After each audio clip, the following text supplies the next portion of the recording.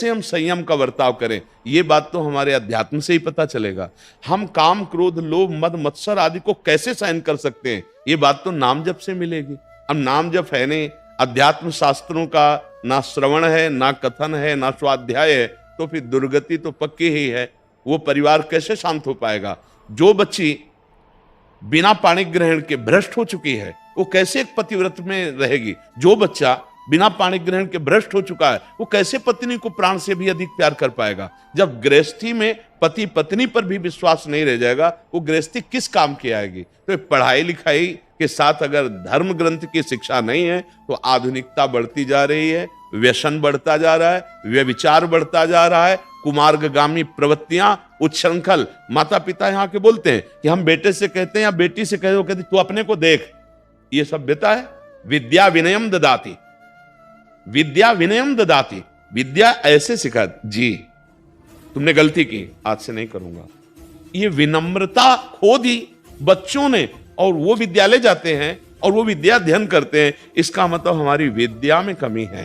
जो अभी बीच में 2 अधिकारी, उत्तर प्रदेश के उच्च शिक्षा मंत्री और माध्यमिक, हाँ दोनों, उनसे यही प्रार्थना की थी कि, और उन्होंने पहले वाले ने लागू भी किया था कि 30 मिनट या 45 मिनट हमारे आध्यात्मिक शास्त्रों की चर्चा बच्चों को कराई जाएगी। हमारे पास आए जैसे 13 वर्ष का बच्चा है, अब वो गलत चेष्टाओं में बच्चों के साथ गलत क्रियाएं करने लगा।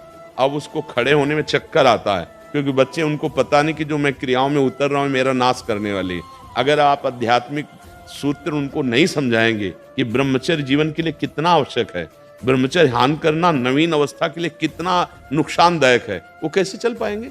व्यसन नहीं करना चाहिए, वो कैसे चल पाएंगे बिना आध्यात्मिक शक्ति के? अब नाम जब चल रहा है, थोड़ी देर वैदिक सूत्रों का गायन हुआ, थोड़ी देर वैदिक सूत्रों की चर्चा हुई, तो इनकी श्रवण मात्र से बुद्धि पवित्र होगी, इनके पाप नष्ट होंगे, इनका हृदय निर्मल होगा।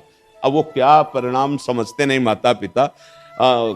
जो वयोवृद्ध माता पिता का आदर नहीं करता है, वो चाहे जितना बड़ा पद में पहुंच जाए, वो कभी सुख शांति को प्राप्त होगा। पर अब उसको ये सिखाया ही नहीं गया ना, संस्कार ही नहीं दिए गए।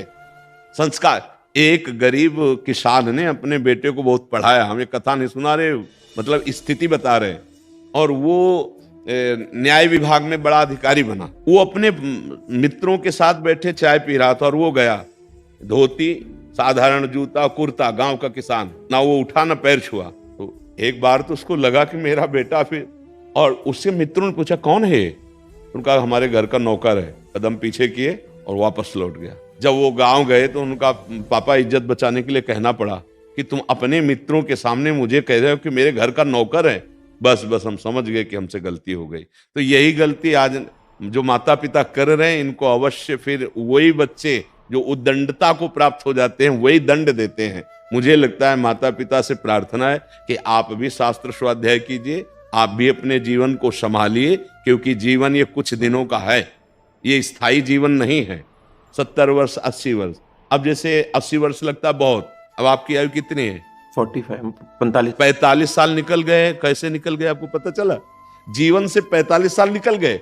अब पता नहीं कितने मिनट हमारे जीवन में, कुछ पता नहीं। इसलिए हम ये प्रार्थना करते हैं आपसे कि आप जहां तक हो सके तहां तक विरोध सह के भी, अपमान सह करके भी इन बच्चों के संस्कारों को पुष्ट कीजिए, इनको अलग से इतना परिपक्व कीजिए कि ये बाहर जाकर घर में ना माला से नाम जप करें, पर अंदर अंदर जप लें।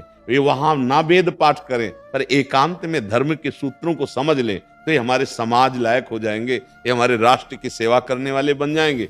और कभी ये आपको मन से प्रणाम करेंगे कि हमको टीचर ऐसे मिले, गुरुदेव ऐसे मिले, जिन्होंने हमें ऐसा जीवन दिया।